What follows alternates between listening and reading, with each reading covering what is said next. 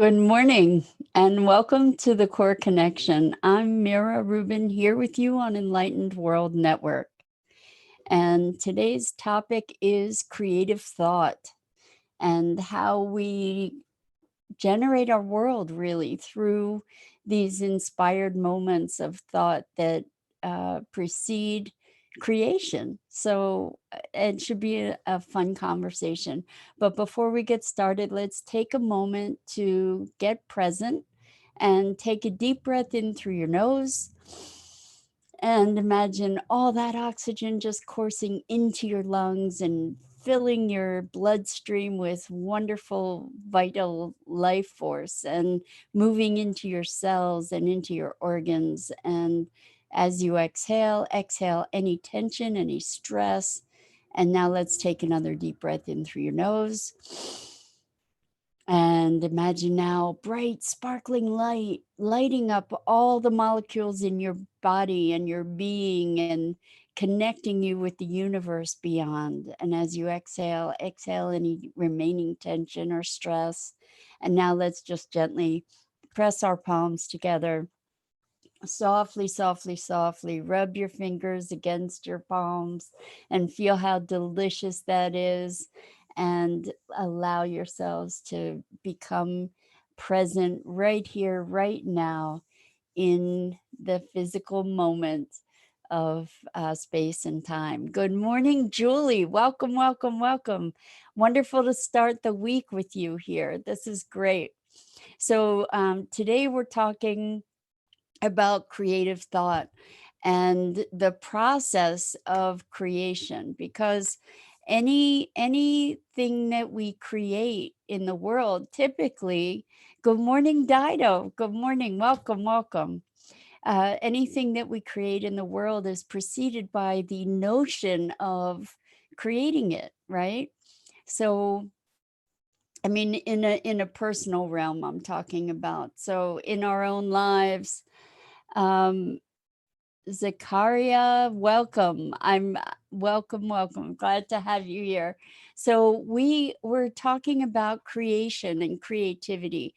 So if you think back on the things that you've created in your life, whether even if it's creating a new job for yourself or creating a new place to live or um, any kind of new opportunity, not just creative things, but experiences in our lives. When you decide that you're going to go on a vacation, well, you have an inspiration about that and you have this thought, and then the actual creation of it proceeds from the thought.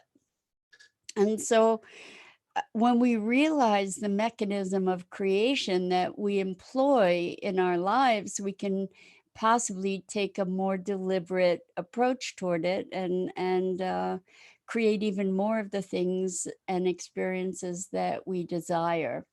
So I was I'm thinking again, I've spoken about this a bunch of times, but I will again and again, no doubt, thinking again of my friend who came up with the notion of the Paradise Syndicate. And it's a thought, it's a crazy, wild, bodacious, bold concept. For me, I have my concept of the eco park, which is very much aligned with this notion of the Paradise Syndicate and creating paradise. But it's by bringing these thoughts into being that we then create the possibility, or that we create new possibilities in the world, right? So years ago, I took a training. It was called the EST training at that time, and it evolved into Landmark Education and the Forum, and it's still available and around, and it is very much about shifting your paradigm to see the world in another way, in a way of possibility. And uh, one of the things that had grown from the S training years and years ago was the idea of ending hunger on the planet, which at the time was an incredibly audacious, bold, insane idea because people assumed that hunger was a fact of life. And the idea of ending hunger was outrageous. It was almost unthinkable. And there was a group of people that really just got behind the idea of ending hunger on the planet. And by propagating that idea, all kinds of solutions began to emerge, all kinds of ways to address that the crisis of starvation and hunger on our planet. And uh, we we are constantly faced with the opportunity to generate new possibility, like the possibility of paradise on earth, like the possibility of uh, an eco park, or the possibility of sustainability, the possibility of peace on earth. In fact, there's a group called Sign, SINE. You can find them on Facebook, and also compassiongames.org is John Raymer, who's one of the founders of the Sign Network. But the declaration of the Sign Network is peace on earth by 2030. And it's having a kickoff right as we speak. The Peace Weekend, to imagine the crazy possibility of a peaceful planet. And what would that look like? And what would it take? And the bringing forward the concept and the idea and engaging in the conversation is where it all starts. Because here's an example of how concept changes reality. I don't remember who it was who broke the I don't know, was it 3-minute mile? I'm not an athlete, so I hope I'm not destroying this whole concept here, but there was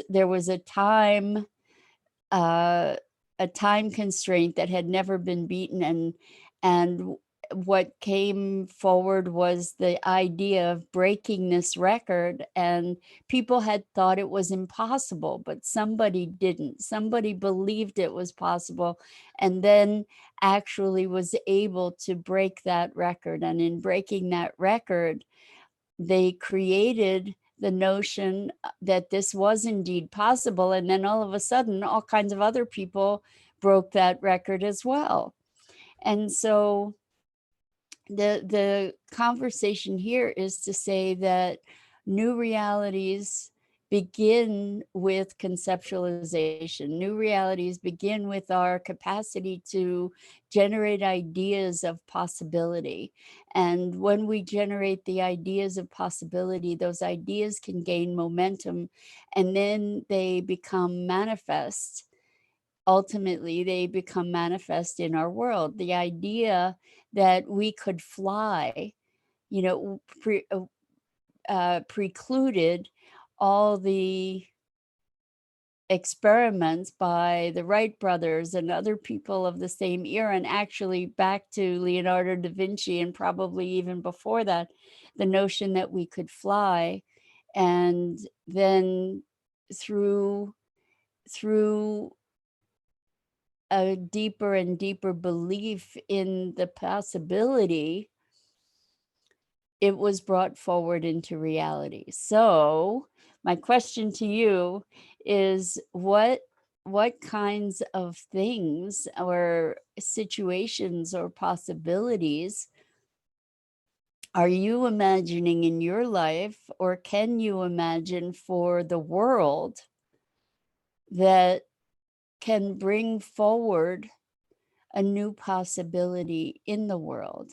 You know, we see these memes all the time on social media and in throughout our culture, and the memes are creating a common thinking pattern that then gains momentum. And so in this conversation, we get to really look at the power and potency of our thought and its capacity to generate a new reality. And in this conversation, we recognize how important it is to be putting our attention and focus on life affirming thought and life affirming intention, because we do get to create it in the world. And so there's a certain level of vigilance that we're called to in our thinking. The thought police came up in my mind, but we get to be our own thought police in a way, you know, where we get to monitor or be conscious of the thoughts that we generate and what we're supporting through the generation of those thoughts. So what what do we get to create?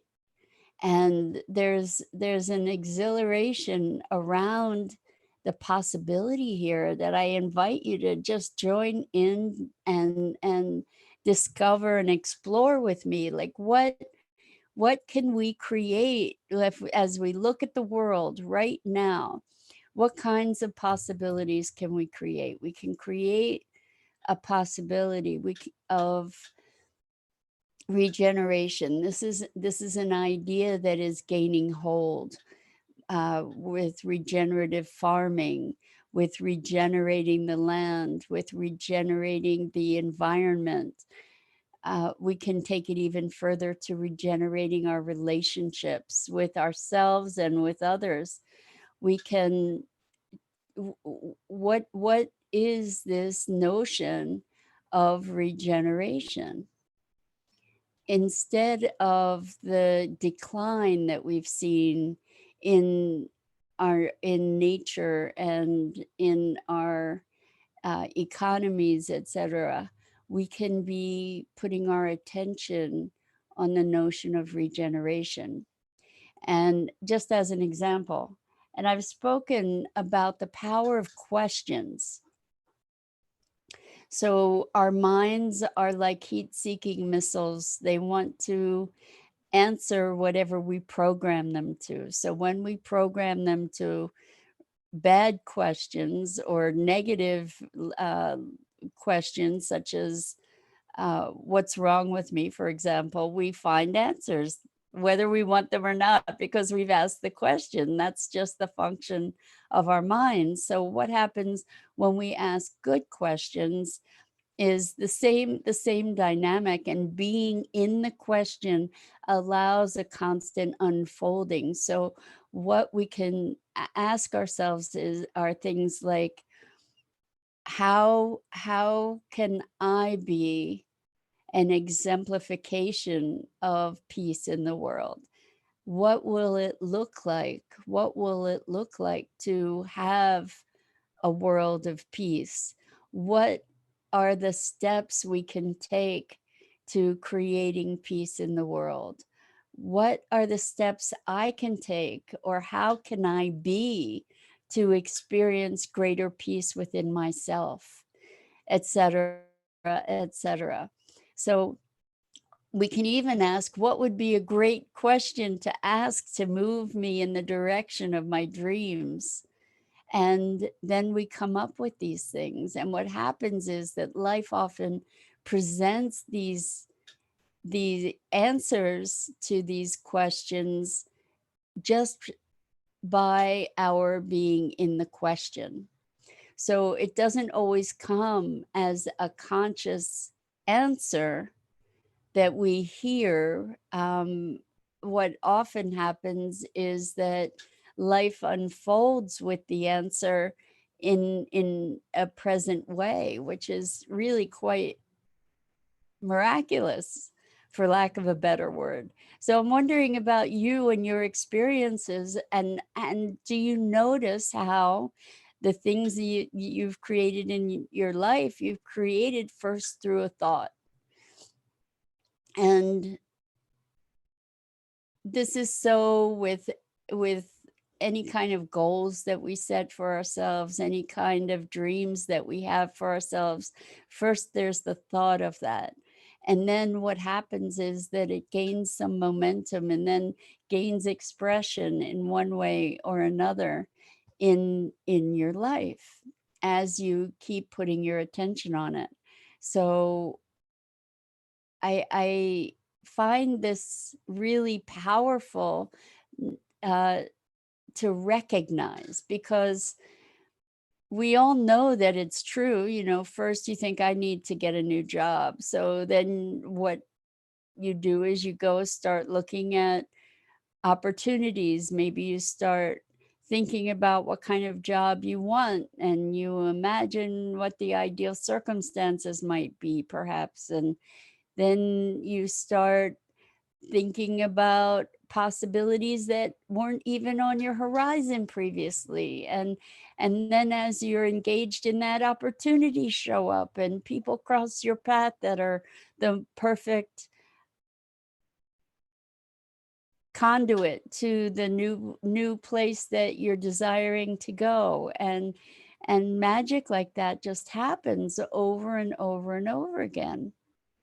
And so I'm wondering if you have any stories you'd like to share about something that you created by having first an audacious and bold and crazy thought that at least other people thought was crazy, but and maybe even you did, but then you turned it into reality. Because this is our power, this is our capacity, this is our capability. We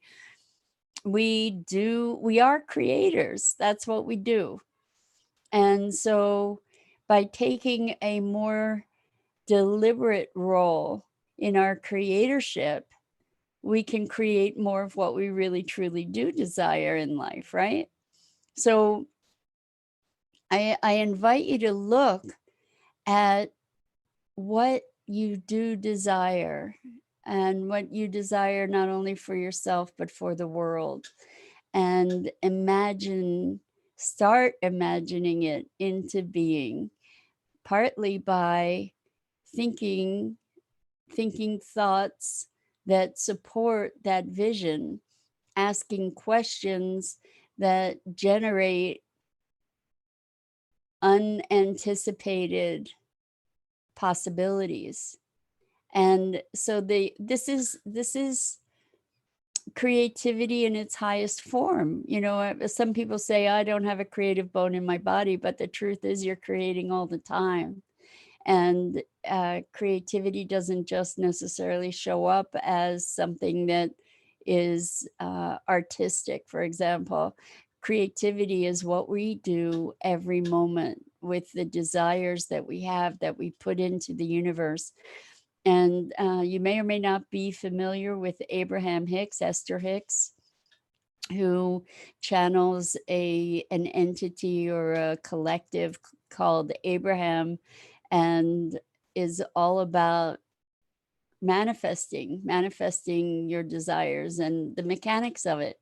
And uh, the the notion is it starts with a thought, and maybe what provokes the thought is a yearning, an emotion. It may be something emotional that actually precludes the thought. I wouldn't venture to take a stand one way or the other on that at the moment, but I can imagine that there's an impulse first that generates the thought, and then the thought can generate more emotion and more momentum. And it's the emotion ultimately that powers the vision or the dream or the desire. And the emotion that we're looking for is the emotion of already having received or experienced that. So as we are creating an environment for peace on earth by 2030, for instance, what we get to do is experience that peace now. And the thing is that we don't need the outer circumstances to have that internal experience. We typically believe that when we get this, I'll feel a certain way. When I achieve that, then I'll be okay. Then I'll feel that way.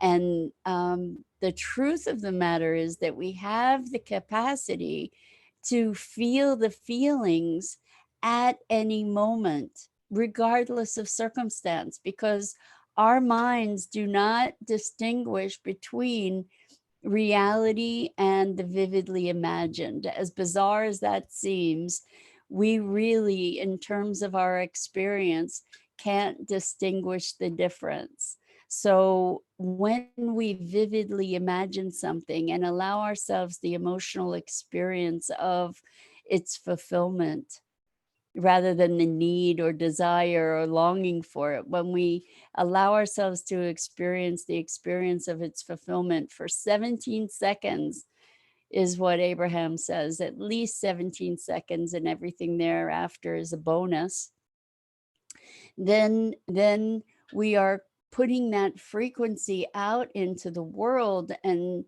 supporting the manifestation of that thing or circumstance that we're desiring. And so I invite all of us to participate in creating a global momentum for the experience of peace on this planet and for the experience of plenty for everyone. And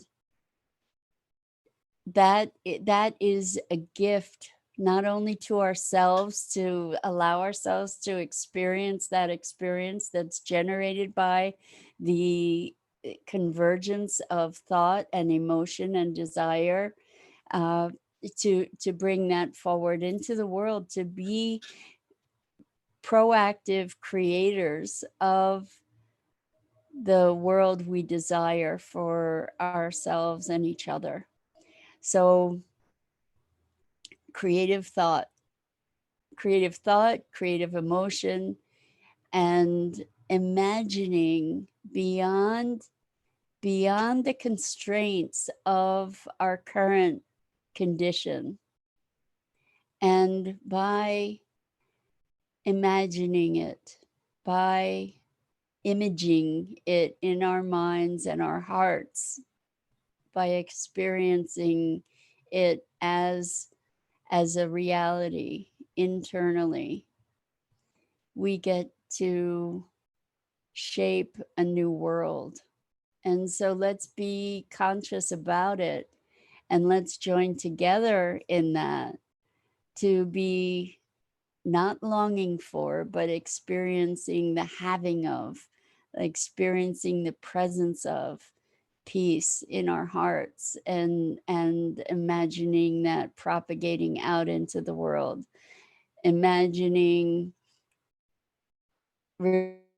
responsible stewardship of our planet, imagining restoration and regeneration, feeling that in our hearts and sharing that beyond our being out into the world.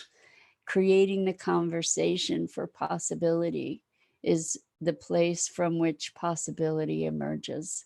And so the invitation is to presence that possibility for ourselves, and to share that presencing with others, to magnify it and amplify it and multiply it out into the world, because now we have an opportunity unlike any in human history to collectively come together in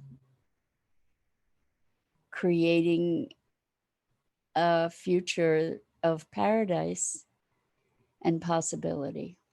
So, with that, I just want to say thank you, thank you, thank you for being here with me, for playing with me. And please take this notion of possibility and crazy, wild, insanely visionary possibility into the future and into your life today from minute to minute, where you get to choose how to feel, how to think, where to put your attention, and what to create in the world.